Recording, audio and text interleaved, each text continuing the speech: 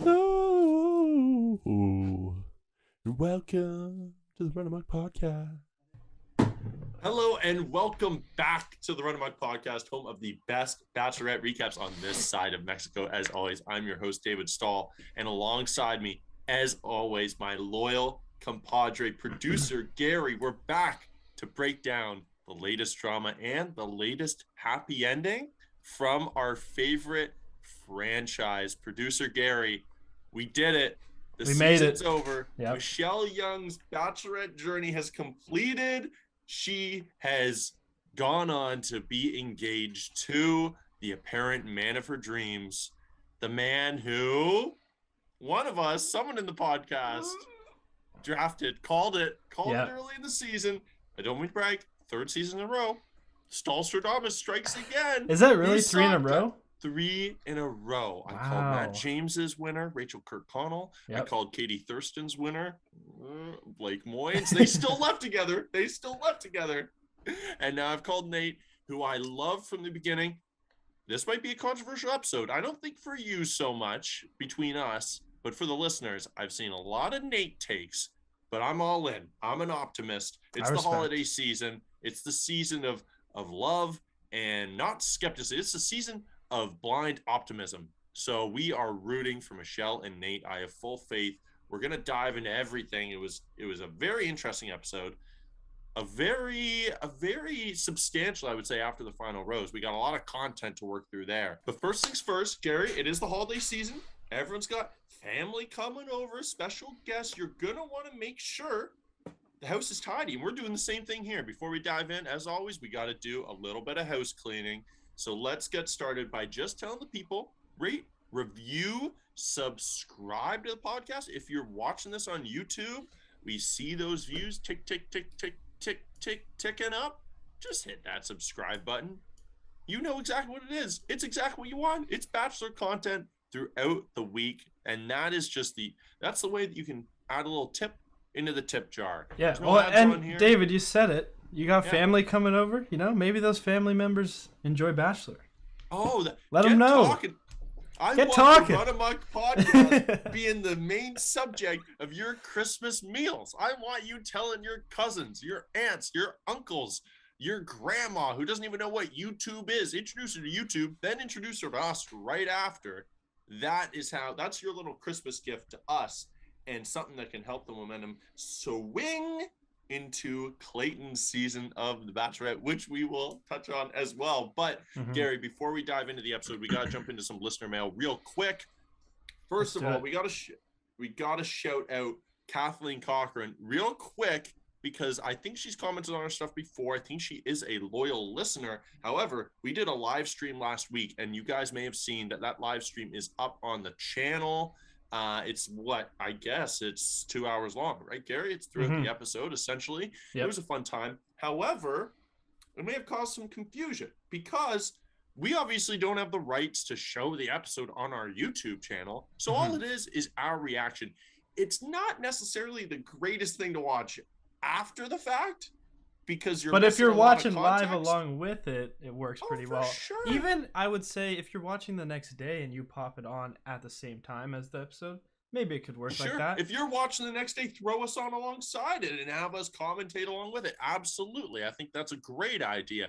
However, Kathleen was watching after the fact, got a little confused. And that's okay, because I had a little technical difficulty, so I had no audio for the first couple of minutes. So I understand a little bit of confusion.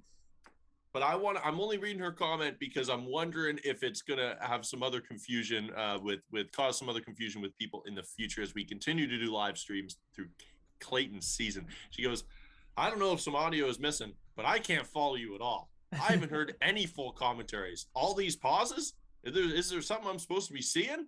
I'm getting ready to give up.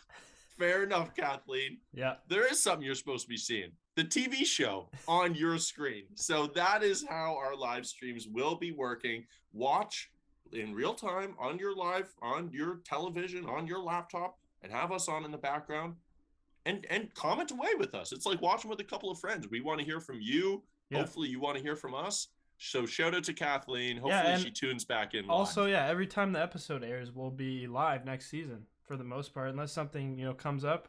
Yeah. But if we can make it work, we're gonna try and be live. We're gonna try to do it every week. Yeah, because it's a lot of fun. I don't know. I actually just had a lot of fun. It was chat, especially when we got people in the chat tuning in. That was really cool. So let's. I want to give a quick shout out to Mary Fisher though as well, who commented last week, gave me a big insight. We're not necessarily confirmed insight, but she theorized. I think Brandon's not ploy, but kind of a Hail Mary play, how Nayte called it and we adopted as well, of pulling Michelle aside at the rose ceremony. Yeah. Maybe that's because Nayte came back very clearly after being physically intimate with Michelle, saying, we vibed out and kicked it. We had a great time. Best night of my life. And it was very clear, okay, this man got some action. And she's saying, he started freaking out because he didn't get any action. Yeah. Well, and I've actually, it's made me think. I'll tell you that much, because I went back and I think our original claim was that she slept with all 3 of them, but I'm starting to think she might only slept with Nayte. I'm thinking the same thing, my man. Yeah. I'm thinking the same exact thing. So, which again, shout it if she did, shout it if she didn't. We don't care. We're not caught up in that, but it is good insight. I like. Well, it definitely changes the dynamic for sure. You can't pretend otherwise. Yeah. So let's dive in. I want to give some initial thoughts. First things first, Gary, if that's cool. Yep. Didn't need to be 3 hours. No, absolutely. That was my. After watching the whole thing, I was like, we could have wrapped this up in an hour and a half. Well, it almost never needs to be 3 hours. I think we say this after almost every year. But there are some that are deserving of 3 hours. Like there's good finales out there. Oh, for sure. And this was a good finale. Yeah. There was a little bit of fat. I need a leaner cut. That's the thing, right? They're committed to a 3-hour finale no matter what, even if they don't have the content necessarily to fill it. So yeah, whatever. But it was good. It was good. Now that's that you might call that a simmering take. Can I hit you with a little bit of a hot take? Yeah, let's hear it. I don't love the narrative that it feels like, because look, I get we had to get rid of Chris Harrison. I'm on board. I get it. But now it sort of all feels like because of that, we all just got to clap and applaud Caitlin and Tasha for every hosting debut. Yeah. I saw a bunch of people on social media being like, whoa, that wasn't an impossible task, hosting a live show alone. Oh my God, I can't believe she pulled that off. I mean, it's her job. She's getting paid a bunch of money to pull it off. What are we talking about? That's like every day being like, oh my God, I couldn't believe that teacher kept the attention of 20 kids and taught them stuff throughout the day. Well, I couldn't believe that dentist cleaned all 30 of this person's teeth. Yeah, that's the job. She's supposed to be sharp. Well, and she already has, if it was her first season, I would get it, but they already have a season under their belt. They've been doing it. They've done a live show previous. Like, I mean, can I respect your take. Oh, yeah. Well, can I be blatantly honest? Here's the full take. I think I could do a better job tomorrow. Like, come on now. Where the bar feels a bit low. I thought they swung and missed on the show live a couple times. We'll get into it. And the finale, I don't know. Like, I don't think she did a great job of facilitating the conversation. I get it's live. Again, that's the job. I don't know. I think we're getting a little caught up in the narrative. Like, I can't believe they pulled it off again. Then are they the right candidates? If we're maybe we need to get every time. Maybe we should get people who were like, "Yep, they did it again. Great job." That's what I expected. Like, I don't want to come out of an appendicitis surgery and people are like, "I can't believe he made it off the table. That surgeon's incredible." Like, was that ever in doubt? But anyways, we won't touch on that. Good job, Caitlin. You did it. You're a hero. You did an amazing job for hosting a live show. Now, Brandon's hometown date with Michelle's parents. Keep in mind, obviously, you know this. You saw the episode where he met her parents. I did not. Yeah. This is not his first time. Very clearly, he's bringing Michelle's dad an inside joke gift of swim trunks, because I guess he wore his in a hot tub or something like that. He promised he'd get him a new pair. He does bring him a new pair. They were ecstatic to see him, Gary. I think we were texting back and forth. I texted you last night, not realizing you weren't watching until this morning. Kind of spoiled it. But then you hit me up this morning with the same text, pretty much being like, I don't think we've ever seen this before. I guess we saw. Well, I wrote down in my notes but pretty much immediately. Like, it feels like he's part of the family already, and absolutely, I was almost convinced that Michelle's parents, if she didn't choose Brandon, which she didn't end up doing, but I thought they would just disown her and adopt Brandon as one of their own. Like, they were so in love with him. It was crazy. They adored him. And it was so jarring for me because I'd never seen them interact before. And so I'm watching, like, they are so close. Let me say this as well. I like, Michelle's obviously an incredible catch. If I were marrying her, I would be marrying her for her family. Like, her dad is, I think that was her sister with her. She seemed just very, very nice. We didn't get a ton from her. She seemed very, very, very nice. I mean, her mom and dad are literal saints. Like, they're the nicest people on earth. Oh my God.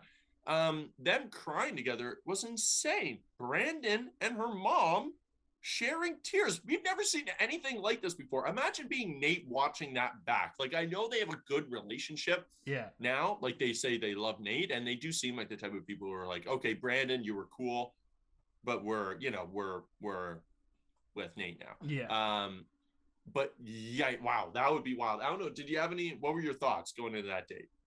Well, I did kind of expect it to go well, obviously, because I saw the episode where he did meet the parents, but it didn't go that well the first time. It didn't go insanely well, where I thought that he was just going to be like, were they only begging him to take it home? Yeah, crying with fucking Michelle's mom and like just, broing out with Michelle's dad, and them almost begging Michelle to take Brandon. Like, they were like, he's ready.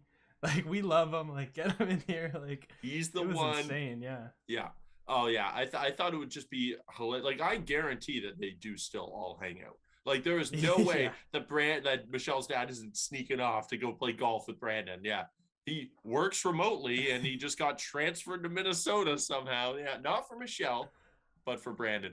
They should have asked Brandon. Oh, I know he had a great answer. We can get into it after the final rose about whether he still loves Michelle. Mm-hmm. We need an inquiry about Michelle's dad, because that may have been a different story. Like, yeah, I loved him, and it's not in a respectful way towards Nayte. Like, I want him. I still want him to be my father-in-law. Yeah. But he has a great date. It kind of swung me. It's tough because it kind of swung me to being worried about Nayte. But at the same time, I was like, ooh, this is almost too good. Yeah. This is what they love to do. I'm a sucker. You're a sucker. I'm a sucker. I'm a sheep too. I was drawn in. I was drawn in. Were you? I was fully invested. Mostly, I will say it's probably 50-50. 50-50 on the narrative and the fact that I didn't want you to win with Nayte being chosen. Yeah. But I don't know. I feel like maybe in a different setting, Brandon wins this season. I don't know. Like, obviously, there's a lot of... I want to get into this later, but there's a lot of stuff I feel like we missed this season. Like, a lot of stuff. What, like, based I feel like off some edits? seasons, just based off edits, like especially looking at Joe and Nayte specifically, I feel like a lot of stuff happened off camera that we're not privy to. Interesting. And I feel like we got a lot of Brandon, so we saw a lot of Brandon's narratives, but then Nayte and Joe kind of got pushed to the side. That's what I think, anyway. That's what they think too, because they've been chatting it up about edits, and they were thanking producers. They have a great relationship with the producers, but they've said multiple times on social media. They said it in the live after show. We didn't love the edit. Didn't love the edit on that. Yeah, but it is going to be weird when Nayte shows up to every young family barbecue and sees Brandon there as Michelle's mom's +1. That is going to be weird. Like, hey, Nayte, can I fix you a plate? Like, he's running the food station. He's not even there as a guest. I wouldn't be surprised if he's like now just like an honorary cousin of the young family. Like, it would not surprise me one bit. It wouldn't surprise me either. It would not surprise me. But Nayte comes in, and you're talking about the edit, Gary. Yeah. We get the eerie music edit from Nayte immediately as he's walking up. Never stood a chance. Didn't even say a word yet. Let me say this. To the people who think Nayte is sketchy or shady or whatever, to me, he was clearly nervous. Very nervous.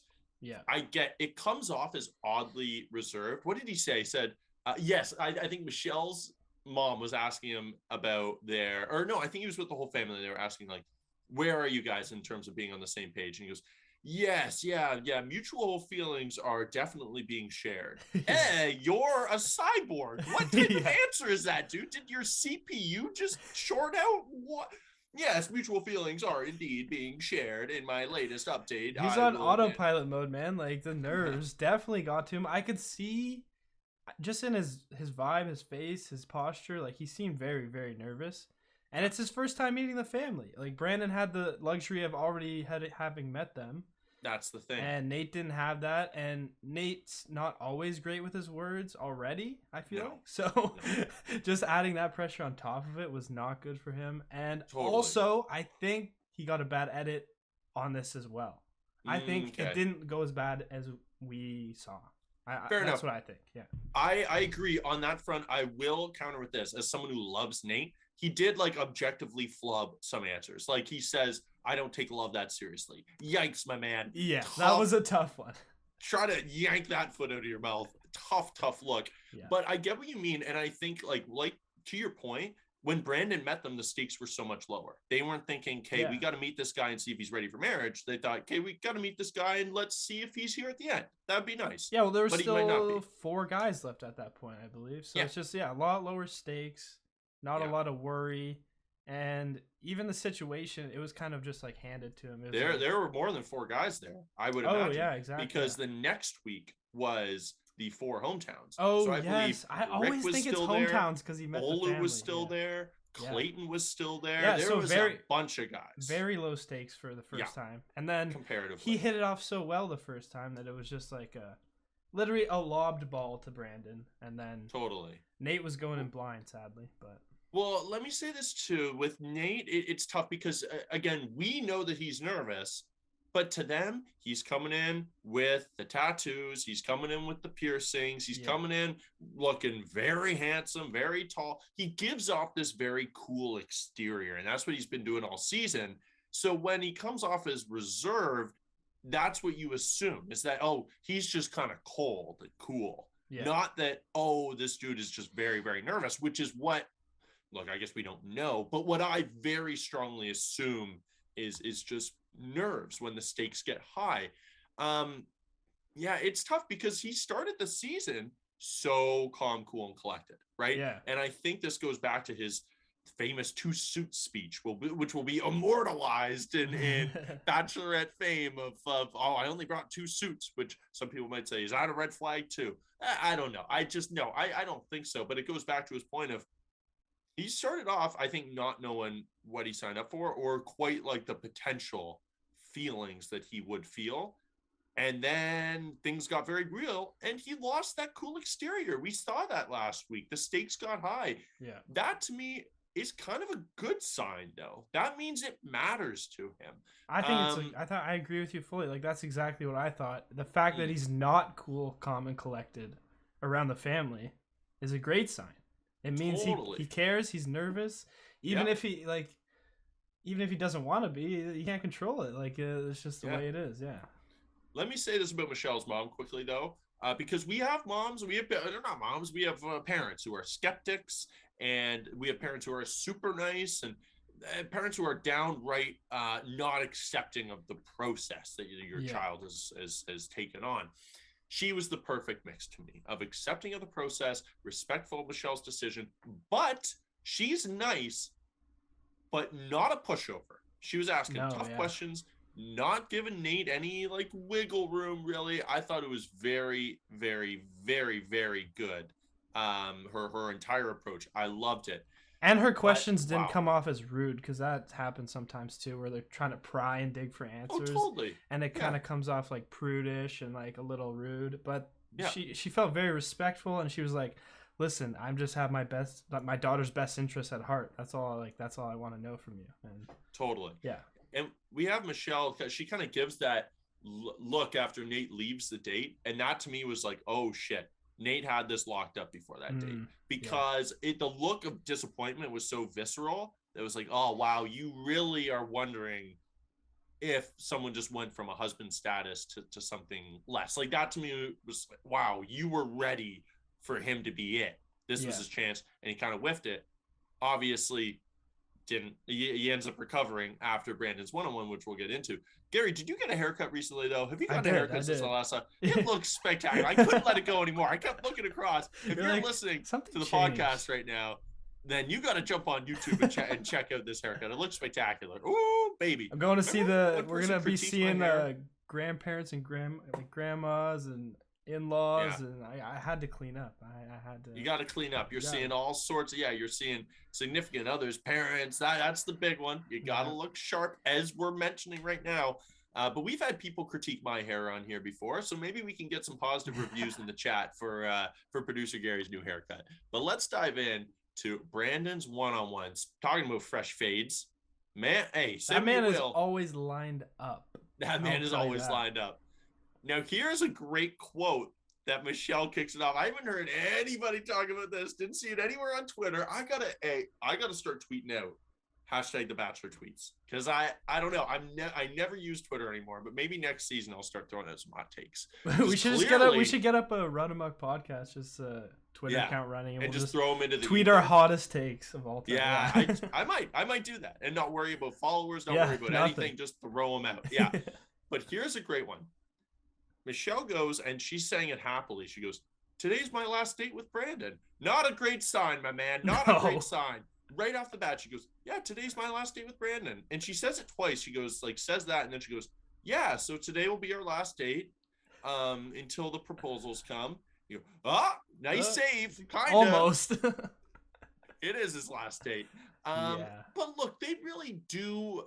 They did seem like a good match. There's love, there's passion, there's kindness, there's decent depth. Sometimes love doesn't have to be complicated. It doesn't have to be layered in all this uncertainty. But man, we'll get into it. Brandon there's a lot of love there. And I think it was, for his sake, a little too much, if I'm being honest. Like, I think Michelle was a little overwhelmed. I don't know what your thoughts were, because, well, first of all, we misread the rose ceremony moment, though, because she says in the date that was her favorite moment of them together, was him taking her aside during the rose ceremony. So I guess she always knew that Joey was going home. It looked like it annoyed her in the moment, but maybe she was just showing off a poker face. But so they go through their favorite moments. I guess Brandon tops it with a cute gift. It's his sweater from the disgusting food fight. Yeah. Not the greatest of gifts, I'm going to be honest. I thought it was going to be a little bit better than that. I will not lie. Yep. I honestly, when the sweater came out, I was like, wait a second. This is the sweater that you got mustard and coffee all over? Yeah, and the stains are out, so... And, dude, it's not your favorite sweater. Like, you don't have to lie to us. It's a white sweater. You're saying that's your favorite sweater? Well, then you have bad fashion sense, my man. I don't know what to tell you. But, yeah, and I love in the confessional, she's going, Brandon's done so many things for me. He's taught me how to skateboard. He's blah, blah, blah, blah, blah. Hold up. Taught you how to skateboard? Let's run back that scene. I don't think so. But he does get the "I love you" that date. So that's kind of the summary of his date. It wasn't crazy eventful, just went well. But Brandon's very expressive with his emotions. And I kind of think that, and I don't want to paint Michelle as this girl. I think we're all kind of like this. She's just drawn to something a little less certain. And I think that's a little bit why Joe went home last week, because you can't have two people who can't express themselves. So it's like, okay, I got one guy on one end of the spectrum, another guy on the other. They average out to exactly what I'm looking for. But Brandon was just giving her so much validation. I think she was drawn, and I think Nayte is her person. But do you agree that maybe part of it is being drawn to what you can't have? Yeah, I think that's like too much certainty is definitely, it sounds like a good thing, but a lot of people get like just turned off by it. I don't know what it is necessarily. Yeah. But a lot of people love that game where they're like, oh, he's not like fully opening up, and they kind of want the chase, you know, there's thrill in the chase. And I think that maybe is the appeal with Nayte. And obviously he's a great guy too. So like, just kind of that. I don't know how deep it is, but I don't know. Maybe it's just him being... They just Brandon moved too quickly, and she just wasn't there. I think maybe that's it. Well, Brandon, I think you're right, because obviously you're going to get engaged at the end of this. That's the goal. they've only really known each other 6 weeks, right? Like it's a very fast process. So I understand that he's giving that verbal validation, but sometimes when I'm hearing the like, I can't wake up and open my eyes and not have you 2 inches from my face. Yeah. Okay, well, here's my problem actually too. With I just thought of is if you're like this with me this quickly, how like have you been like this with other people this quickly? Like, is it just like this? Is this just you? You're just throwing out compliments and it kind of means nothing? Because I do run into that problem. If people are like always being super nice and like kind all the time, like, is this real or is it just like you being real? Fake or totally? Yeah. And I don't think you're saying this either. I don't mean to speak for you. You can always correct me. We're kind of matching, by the way. Sorry to get like I keep jumping in with little aesthetic. You're details. Really checking me out today, man. Yeah, what's going on?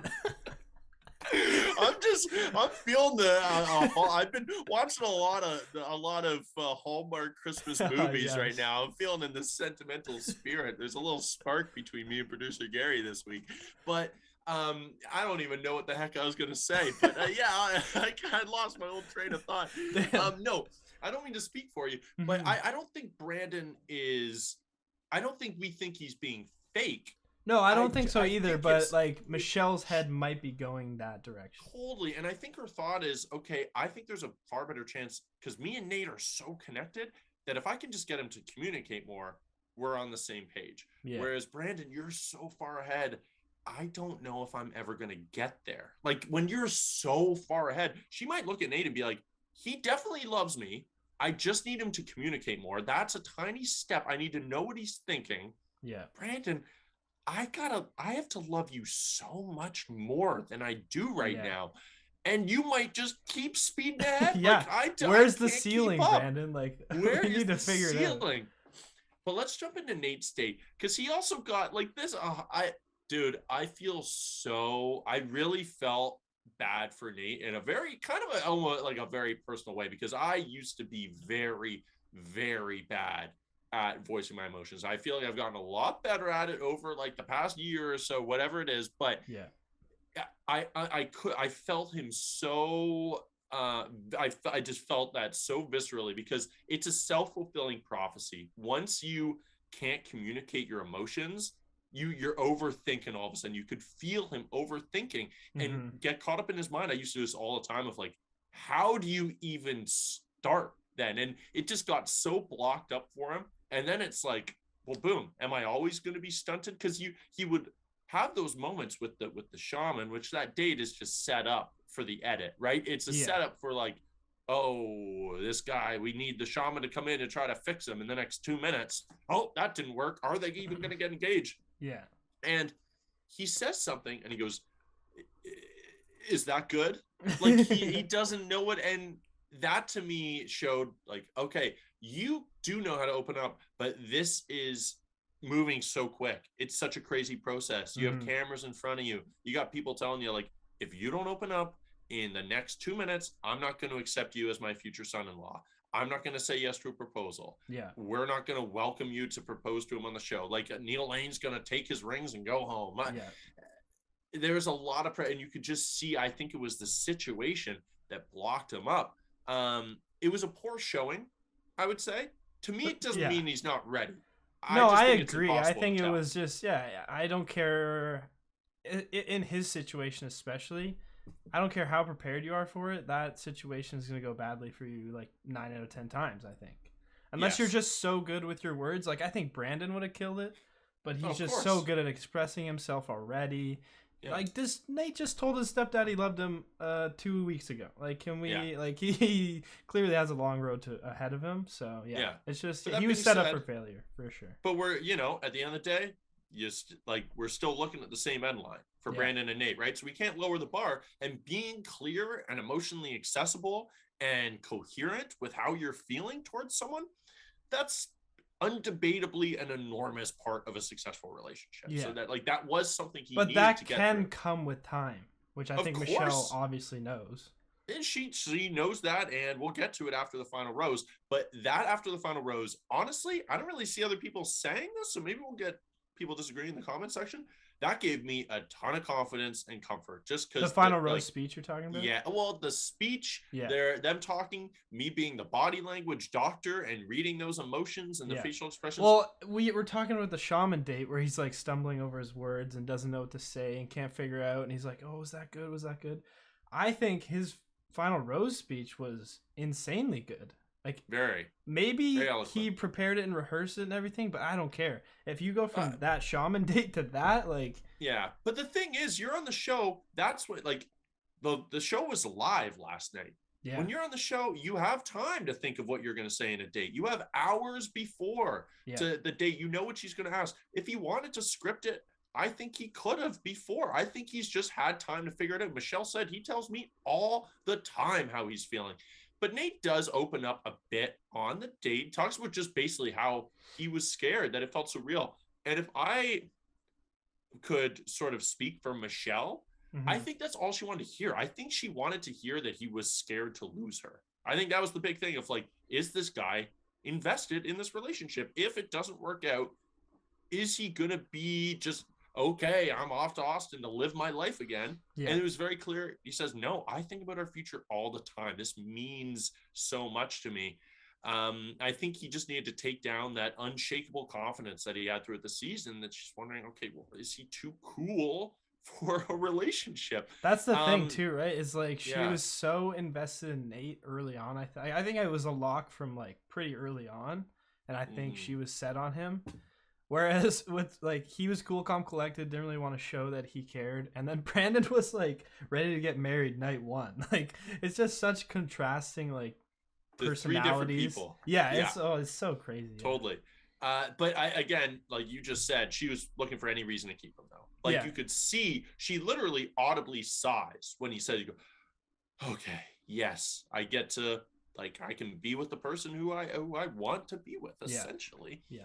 Then she's back to her room after the date. And okay, I didn't really have a lot to say on it initially. I just wrote down like Brandon's note. I didn't have a lot to say on it initially. I just wrote, is that Brandon's handwriting? Like, that's definitely a man who works with a lot of nurses, right? Because that's some feminine handwriting. That's a great handwriting. But I got more to say. And I know people are going to disagree. This is probably going to be an individual clip on the YouTube. I could see it getting a lot of dislikes, a lot of comments. I get it. I want to preface and say I love Brandon. I think he's genuine, so genuine. I think his love was for real, and it was an incredible dude. His responses on after the final rose ceremony, we'll get into it. A++, such a respectful, great guy. Mm-hmm. This to me is just, it's a little too far. It's a little too far in terms of, look, he's always been a bit corny. He's cute, but a little corny. Like, he does cute, thoughtful stuff, a little bit corny. And I think it's genuine. It's just a bit too much too soon. I'm trying to come up with decisions in my mind right now. I'm getting, like, I don't need to be peppered with, I know you love me. I know, but I'm trying to make a decision. And this is so overwhelming to get that note. Also, it was very intense for 6 weeks in, and also kind of like something out of an R&B song. Like, the way that they had him reading it was hilarious. We rarely get that. They normally have the lead read those sorts of things. No, his voiceover was, I would like to see that come back. That was hilarious. I did love it. The audio was so good. I'm wondering, it was really good. Up in an audio booth? Like, that sound quality was almost too high. I would love to get footage of him recording that and any retakes he had to do. I wish while he was reading it, it showed his like face in the corner, like faded. Yes. That would have been so good. That would have been incredible. I don't want to. I know people are going to be upset. To me, the note was emblematic of Brandon as a whole, where it's like, hey, this is very thoughtful. I just don't think Michelle is at that level of attachment with you, where she just seems so magnetically attached to Nayte. Yeah, and with that, like with the note too, we go back to your point where you're like, I don't want you sitting 2 feet from my face every morning we wake up. Like, she doesn't want to compete with that level of love and like little things. Like, she's thinking in her head, if he's doing this shit already, like, what's it gonna escalate to when we get home? Like, is he gonna be like leaving little notes every day? Like, do I have to leave notes every day now too? Which is sweet. It's a lot to compete with. Yeah, that's stuff. It is sweet, but you need someone who's gonna match that energy. I think. Like, or someone there's who someone you can out match there. That energy. Yeah, exactly. Like someone who, and Brandon will find his person. Like he is a catch of catches. Like any woman out there would be very lucky to have him. We are not disagreeing with that. I'm just thinking, I think for Michelle, for someone who was already thinking, in my opinion, man, I have some catching up to do. Yeah. This was I don't think he read it right. I think this was a stage where you let her be with her thoughts. I think the outcome would have been the same either way, but it didn't I also think he thought he was behind when in reality he was like way ahead. So he just kept pushing further ahead. And it's just, he kept getting further and further. It was just... hot take. So ahead, he was behind. Yes, exactly. He went all the way around the way around. Go, wait a sec. How did Nayte get up there? Wait. Nayte's just sauntering around the track. Yeah. But regardless of the note, we still no definitive answers yet. We got Neil Lane coming in. Oh, yes. We got the king back. Yes. I keep saying season after season, where's Neil Lane? Where's my man Neil? Where is Mr. Lane? And he's back. It felt so right. But why'd we get so little of him, Gary? We got nothing. Yeah, usually this is the problem too with like it being 3 hours and it not needing to be 3 hours. Usually we get like 10, 15, at least a commercial break with Neil Lane before and after it. Neil Lane let's get him for 10, 15 minutes. We got him for 2 minutes. He gives such neat insights. Yeah, and they just both the guys walked up, picked the ring. He's like, "That's the ring," and then they walked. That's it.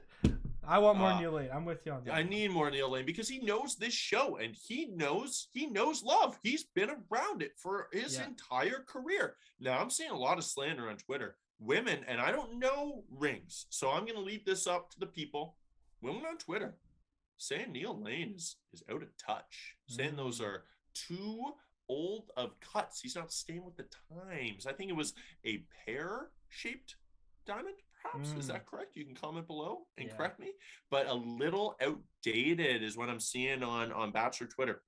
I don't care. He's old school, come on. It's old, just classic, timeless, just classic. We don't know what we're talking I don't know. I have no idea. Anyway, and for Brandon's introduction, he did have a great interaction. I don't know if he caught it with Nayte. He goes, "Whoa, you're tall," and as a tall guy, at a certain point, you just have nothing to say to that. So Nayte goes, "Yeah, I'm up there," and that was it.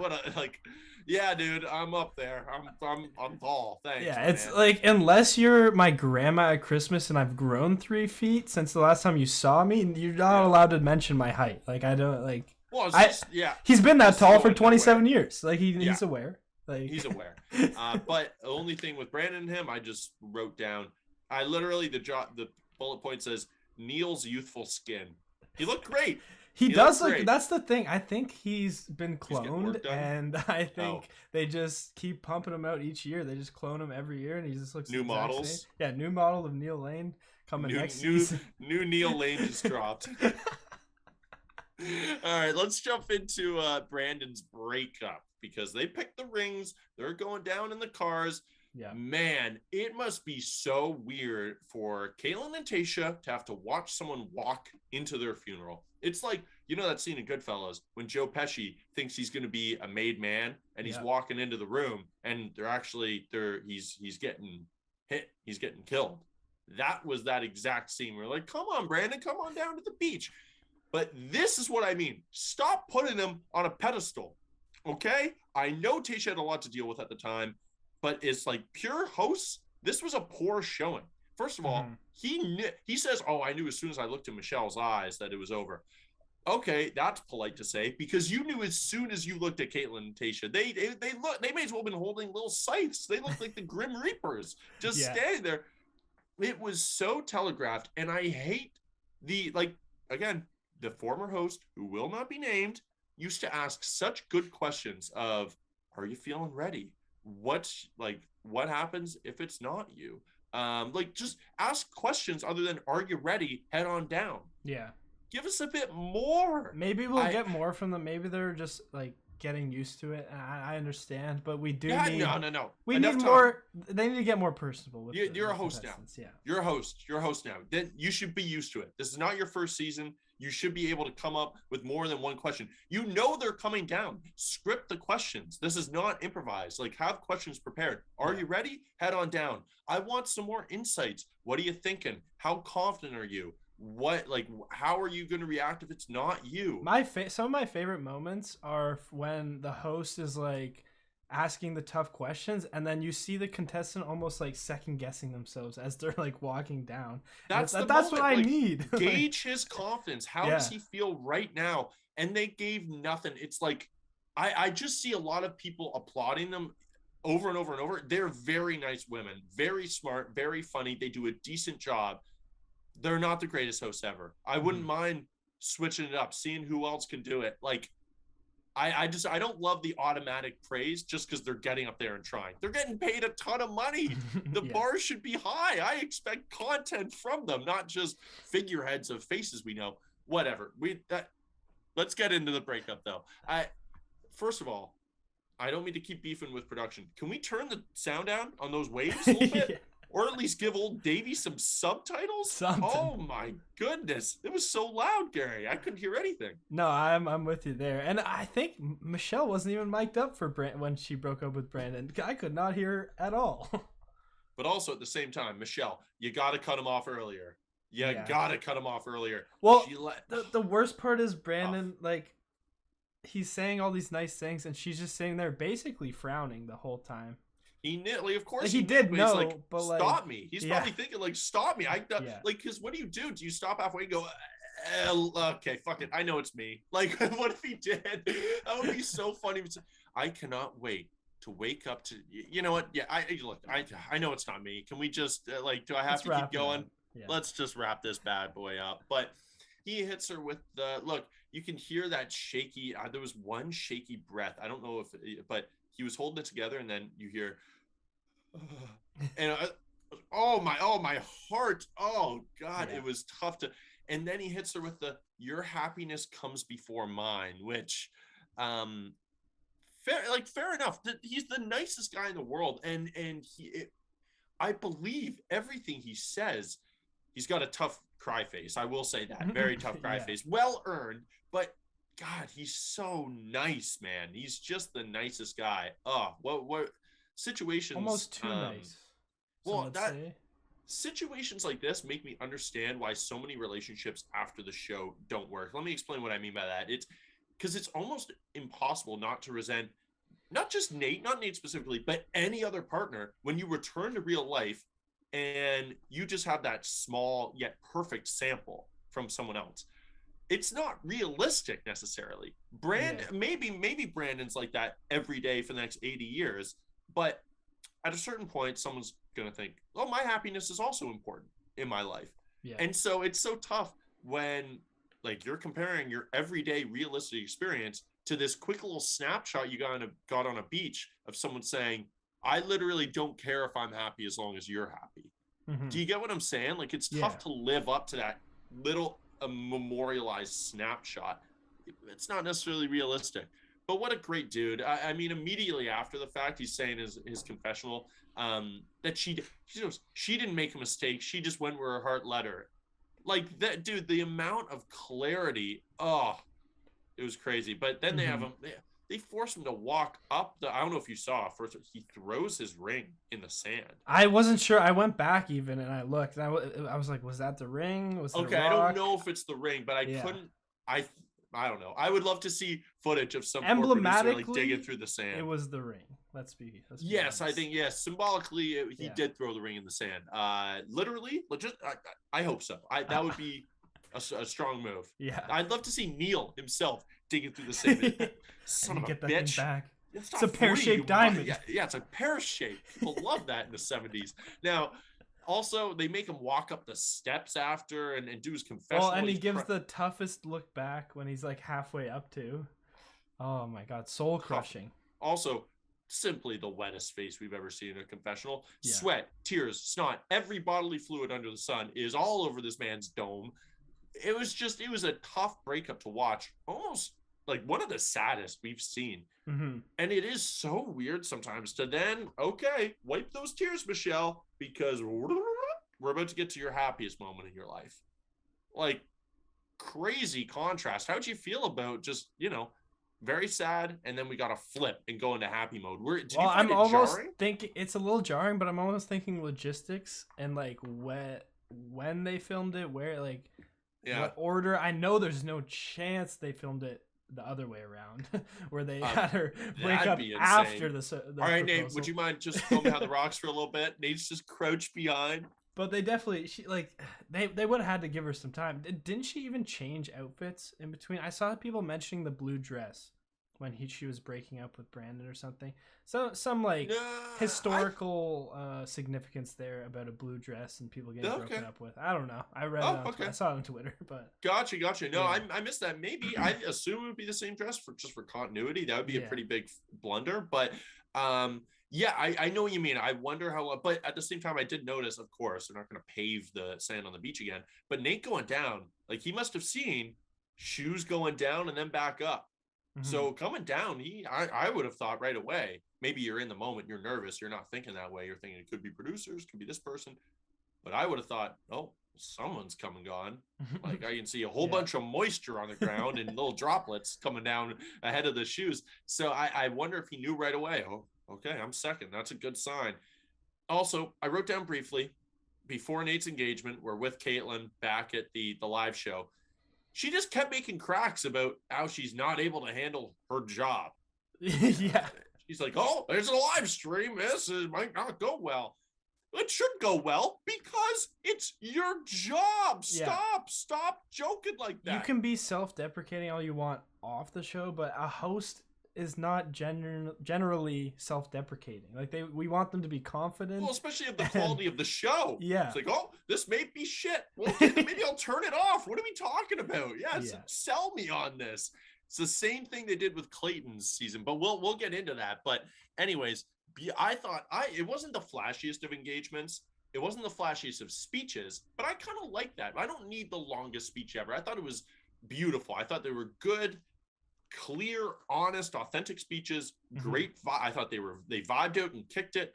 I'm optimistic. Also, I love the idea of the mariachi band crouched behind the rocks, just waiting to see if Nate would get a yes or not. Like, what if they were crouched there? She changes it. She doesn't go with Nate, and they just gotta crawl. Get out of here. Crawl. They're crawling along the beach, Army Man style, Navy SEAL style. But they come back out. We love the mariachi band, and then that's it for the season.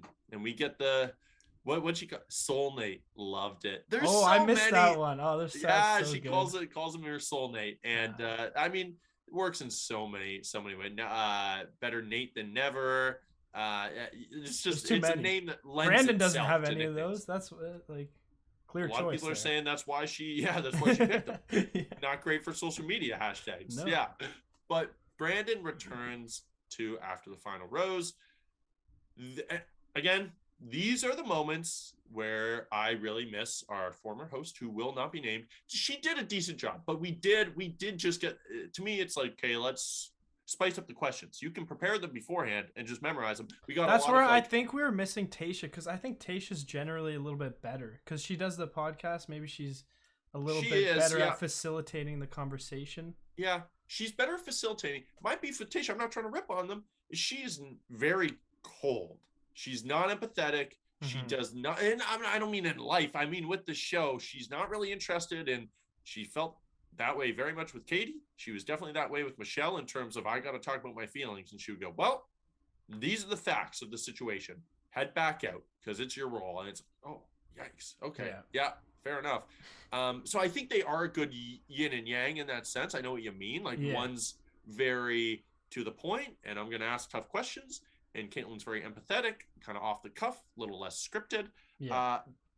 I felt like we got a lot of, how blindsided were you? How surprised were you? Just with different wording. And he kept saying, very. I was very surprised. But great guy, beautiful perspective.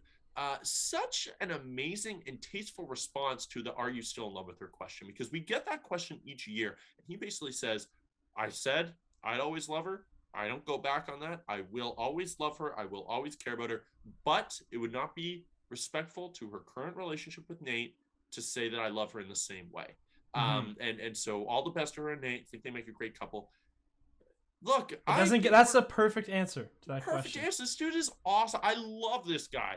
I would honestly, I'm fine. Like, if people are riding Brandon for Bachelor, I haven't really actually seen that much. I'm on board. I haven't either, surprisingly. It's mostly Rodney, which I would love too. Mostly Rodney, which I would love. Get Brandon as the Bachelor. Love that. Get him on Bachelor in Paradise. Love that. If he wants to find love off the show, I saw some people rooting for Joe for Bachelor in Paradise, and I was a little confused. Yeah, we said it before. What? Why? What do we? What?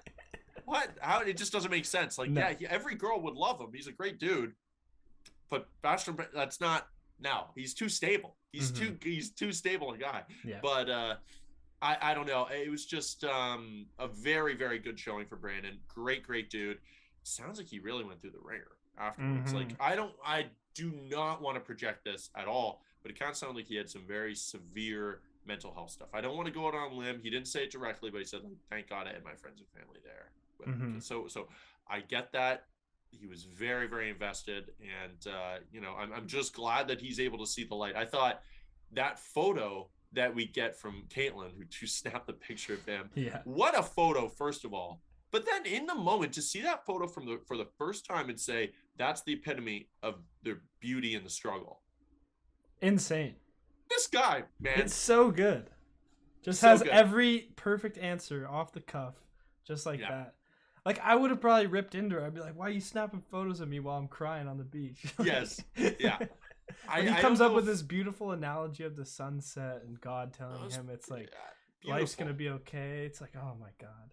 I don't know if he was perfectly right for Michelle. I think Nayte and her are meant to be. I am optimistic, but he's a great guy. Can't wait for him to find his person. Well deserved. However, I hate those jackets, man. I'm done seeing those jackets. I saw people on Twitter saying they loved his style, loved his jacket. Get out of here. This played out. First of all, it's like the kind of the floral shiny design on the suit jacket. What is this? The 2018 NBA Awards? It's a jacket. Like, that was the jacket we saw 3 years ago. Every dude at the Met Gala was wearing that with a shirt with no tie, buttoned up to the top collar. Yeah. I hated that look then. I hated it again last night. I thought it was very weird how they were accidentally matching. Tough look.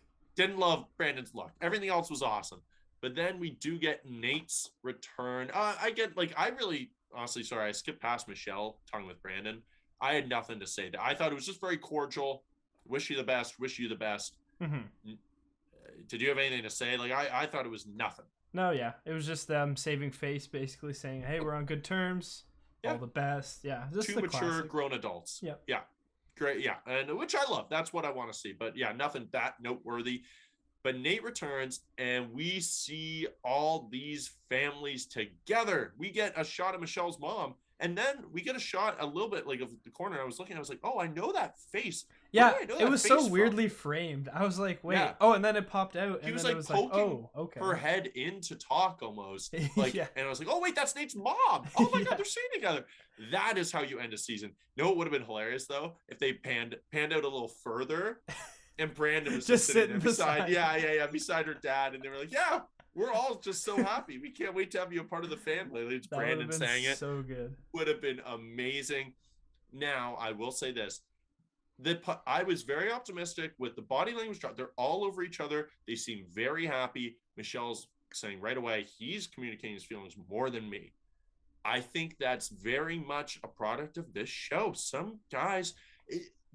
No, not just guys. Some people cannot express themselves with a million cameras in their face and a very tight deadline, especially when they haven't done it before.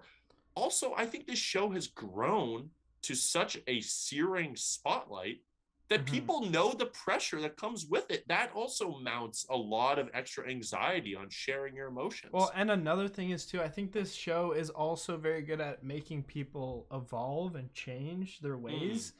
Just simply because they get called out so hard for it online, and also it's such a tight time frame, and they have no phone. They're like isolated, and they really have time to reflect. It's just like kind of going to the gym. 25 times a day for like 9 weeks. Like you're gonna become a better person, or you're gonna be exposed and have a shittier time after the show. But it's like it just kind of exposes all those strengths and weaknesses of people, and I think for Nayte it really helped him a lot. I totally agree, and I will say the thing that gave me the most relief is, so they asked, here's the big question, where, like, have you guys decided on moving?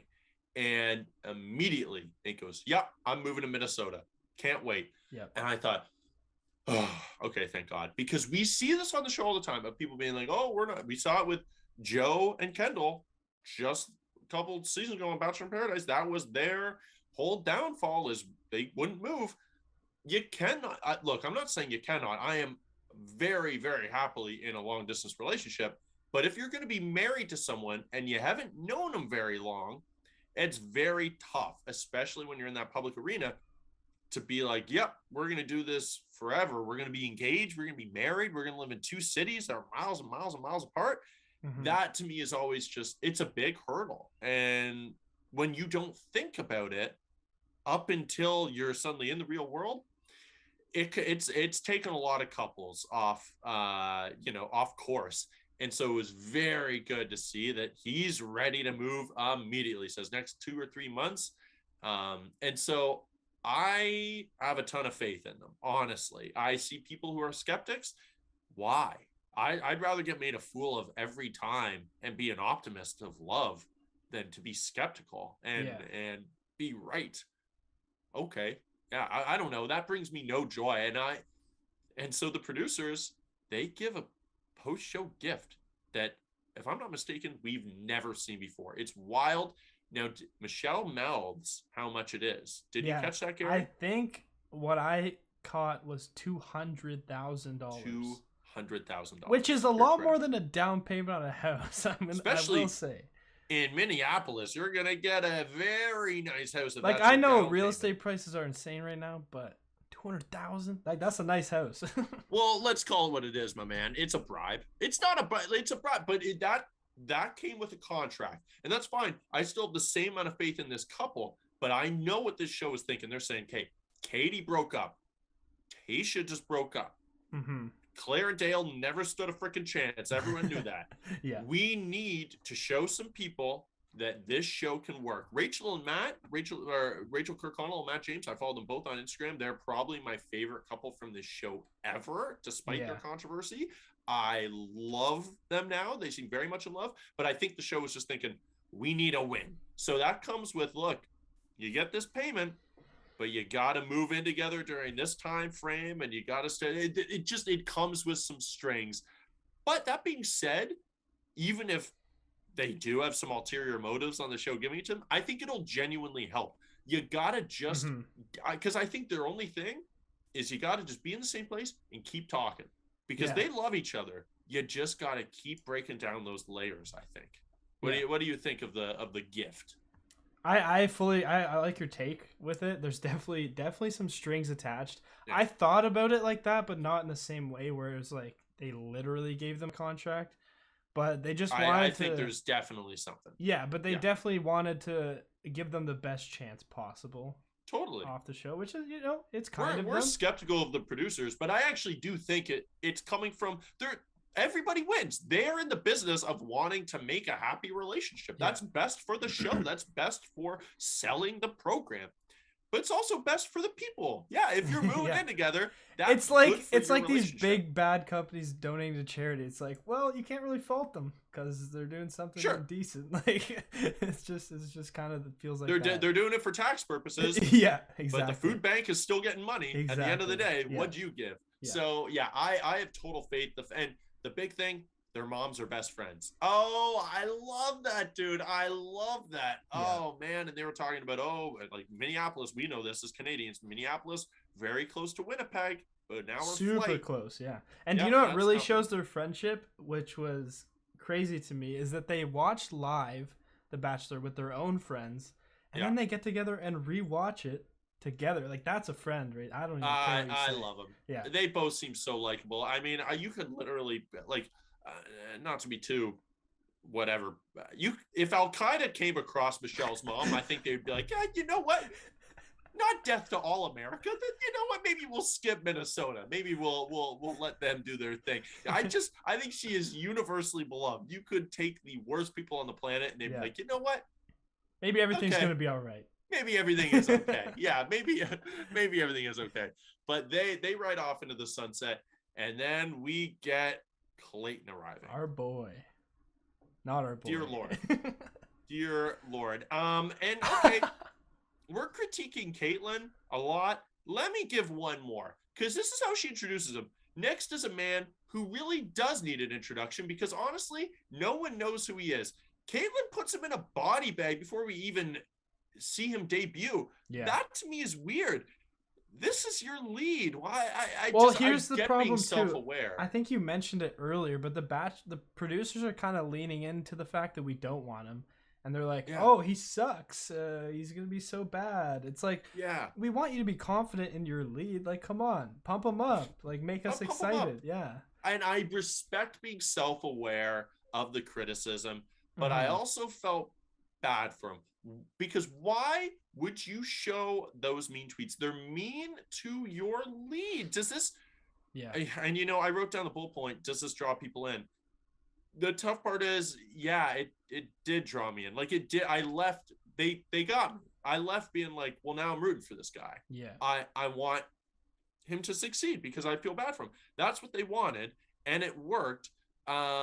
He seems like a great guy. He was super in on the joke. My biggest issue is I have two issues. One, the crowd was very dead and they just did not like it. Like, they felt bad for him. And so the jokes felt way worse. And Caitlyn and Clayton were both trying to sell it. Like, hey, it's all good. Like, let's laugh. And each one, they were like, ooh. I thought the Shrek one was too far. Like, I thought they were a little too far. Well, you just pick ones that are less mean. What are we doing? Yeah, ones that are like, oh, I don't really care about Clayton, or like not ones that are like personally attacking him, and like. And also, they're talking about Jimmy Kimmel live. Like, it's not comparable. Those are people who have found otherworldly success in their field. Clayton's a regular dude being introduced to the spotlight. Those are also not live in front of a studio audience. They're filmed in a back room with a producer. If you have a bad response, they can cut it. Clayton has to react live to someone saying your kids are going to be monsters. They literally say his kids were going to be ogres. I don't know. And this is my real beef, though. And I actually think I'm a borderline G. Look, I don't know if I'm the first one to say this. I haven't checked Twitter. But this is my immediate thought. Is a couple seasons ago, I think on Matt James's season, they rolled out Rachel Lindsay to give a PSA on people bullying on social media.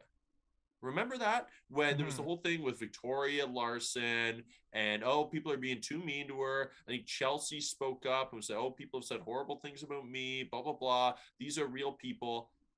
And then we go and we're laughing about actual mean tweets and giving them publicity. I know we weren't showing people's handles, but still, I just thought, it's a weird you guys contrast, just talked about, it's completely hypocritical. I didn't love it. But again, it did make me want to cheer for Clayton. It did make me want him to do well and find love. I actually think the season's going to be a classic Bachelor season where there's a lot of interesting drama, dynamics. Looks like he's sleeping with a lot of people, which I'm excited for it too, but I have another issue, which is with their teaser and them spoiling. Dude, like the top 3 or 4. Dude, I couldn't believe it. I don't know. Can someone explain to us in the comments if this is possible? First of all, can I bring up a quick little quote from the sneak peek? We'll jump into that now. I think it was one of the first quotes. It goes, Clayton's everything. He's big, he's strong, he's muscles. Well, okay, so those are 3 of the same things though, right? They're all the same is there anything else? Anything, like one other thing? Any depth, any emotion? He's huge. He's huge. He's wide. He's got big legs, big feet, big head. Yeah. Oh. He's got enormous calves, huge calves. Yeah, I know he takes up so much space. Oh my God, you wouldn't imagine the sheer mass, the volume of this man.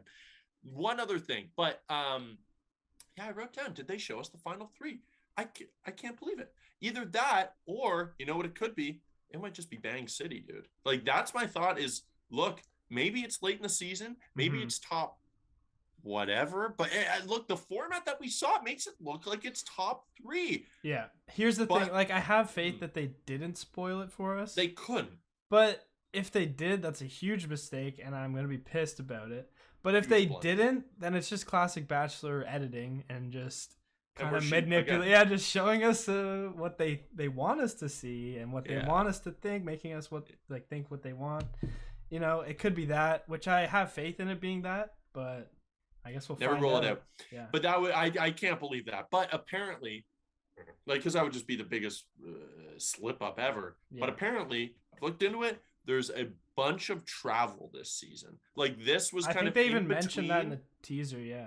Gotcha. Okay, because there has been, there was kind of in between COVID periods. So this is where stuff was really open. So they are jetting all over the place. Yeah. And we've seen in seasons past that is the opportunity that people take to sleep around. Yeah, it's hard to sleep around when everyone's in the same hotel, but when you're jetting around the world, it gets a little bit easier.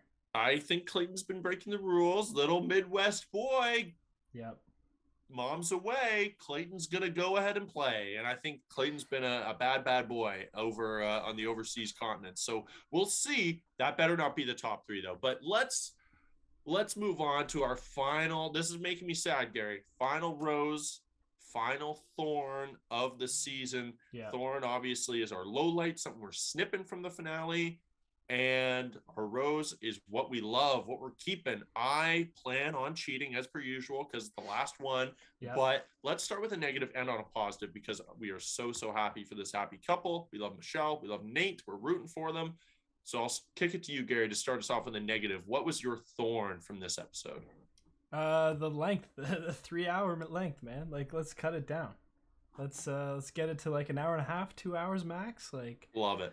I didn't need to sit at my computer for 3 hours straight and watch this episode. No. It was good, but it wasn't 3 hours. Great episode. Good. A lot of fat. Yeah. A lot of fat. Okay, cool. I'm going to go with the Clayton tweets. Didn't love them. I'm actually going to, I'll double up. The Clayton tweets / the dead crowd. Crowd was not great. I'm not saying the crowd because they weren't wearing masks. I know people were freaking out about that. We're not going to get political on here. Whatever. Not whatever. Wear your mask, people. But yeah. I'm trying to watch The Bachelor. I'm zoned out when I'm watching reality TV. I'm not going on there, man. Like, they're not wearing masks. I didn't even notice they weren't wearing masks, and maybe that's just a thing on me. Maybe hey, sorry, my bad. But a lot of people did. I'm more concerned with how much they're laughing and what they're getting out of the joke, and that was a dead crowd. So get out of here, crowd. You sucked. But let's jump into our roses. Final roses of the season. We're handing them out. You go ahead, Gary. What you got? Hand out as many as you want. Ooh, final rose for the whole season or for the episode or both? Just for this episode. For this episode, I think it's gotta be. I think it's gonna be Nate's final speech to Michelle because I think he really hit it home with that one. Yep. I think his words came out of his mouth properly. Like he said some good words. They weren't just jumbled up and just speaking nonsense. He finally nailed it. He finally did it.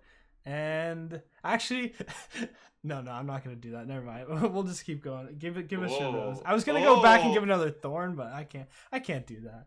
No, the shaman date. What is that? Come on. Yeah, well, really doing my boy dirty. Failure. I know. But that brings us back to the rose. He brought it home. He killed it. He did bring it home. Yeah. He did bring it home. I'm gonna go. I hate to be this dude, Gary. I'm trying to be humble. It's tough, man. I knew it was coming. It's fine. We'll see if you can humble me next season. Win in the draft, but also I want to segue that into. It's also just Nayte and Michelle's future. I know people are skeptics. I don't care. I'd rather be a fool 100 times out of 100 than be a skeptic and be right every time. Yeah, I am always gonna have faith in these couples.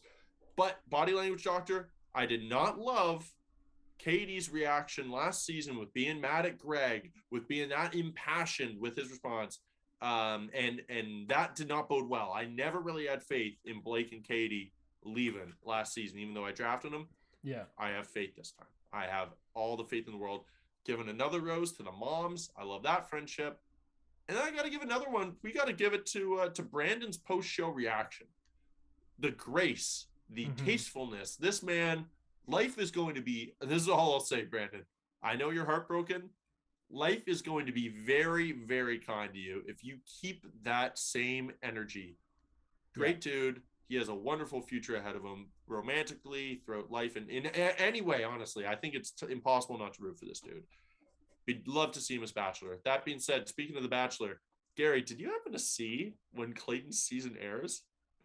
Isn't it 2 weeks from now? Isn't 2 it weeks from now? Yeah, we're jumping right back into it. We're jumping right back in, baby. So we'll take next week off. I'm in the meantime going to be moving to a new city for a new job. Yep.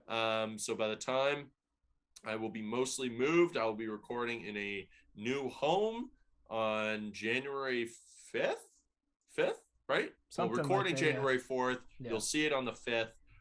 Oh, baby, I'm ready. Okay, get us in here. Live stream it up. Oh, boy. Maybe I'll record some episodes at work at night because we have a nice little podcast studio in there. We'll see. We'll see. Maybe I'll have to drive up and we can do it live.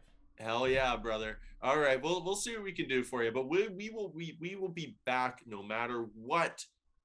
We'll be missing these red walls. I know people critiqued them. You'll be missing them when they're gone. They're going to be gone forever. Forever. Say goodbye. We'll see you a couple of weeks from now. Though, we cannot wait to jump into Clayton's season. Naughty boy, it looks like. But until then, rate, review, subscribe, guys. We appreciate all the love, and we cannot wait to jump into next season. Producer Gary, to sign us off for Michelle Young's Bachelorette season. Remember, a wet bird never flies at night. Thank you. Happy holidays. And peace.